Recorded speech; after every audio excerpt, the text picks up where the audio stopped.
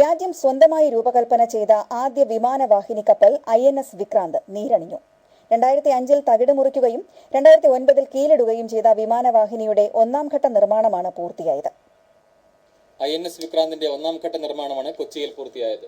കപ്പലുകൾ വനിതകൾ നീറ്റിലിറക്കുന്ന പാരമ്പര്യം പിന്തുടർന്ന് പ്രതിരോധ മന്ത്രി AK ആന്റണിയുടെ ഭാര്യ എലിസബത്താണ് കപ്പൽ നീറ്റിലിറക്കിയത്. റൺവേ അടക്കം തയ്യാറാക്കി ഈ വിമാനവാഹിനി കപ്പൽ പ്രവർത്തന സജ്ജമാകാൻ 4 വർഷമെടുക്കും.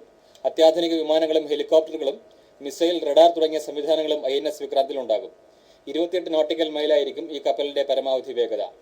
ജമ്മുകാശ്മീരിലെ നിയന്ത്രണ രേഖയിൽ കൈക്കൊള്ളേണ്ട നടപടികളിൽ കരസേനയ്ക്ക് സമ്പൂർണ്ണ സ്വാതന്ത്ര്യമുണ്ടായിരിക്കുമെന്ന് INS വിക്രാന്ത് നീരണിയിക്കുന്ന ചടങ്ങിൽ പങ്കെടുക്കാനെത്തിയ പ്രതിരോധ മന്ത്രി AK ആന്റണി വാർത്താസമ്മേളനത്തിൽ വ്യക്തമാക്കി. പാക് സൈന്യം 5 ഇന്ത്യൻ ഭടന്മാരെ കൊലപ്പെടുത്തിയ സംഭവത്തെക്കുറിച്ച് പ്രതികരിക്കാൻ അദ്ദേഹം തയ്യാറായില്ല.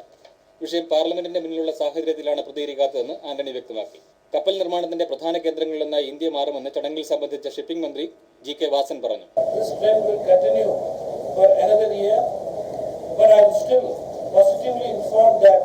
There is a demand growth of 87% in terms of gross tonnage capacity, and I'm sure with this positive side, CSL and other private shipyards will come up in future in a big way.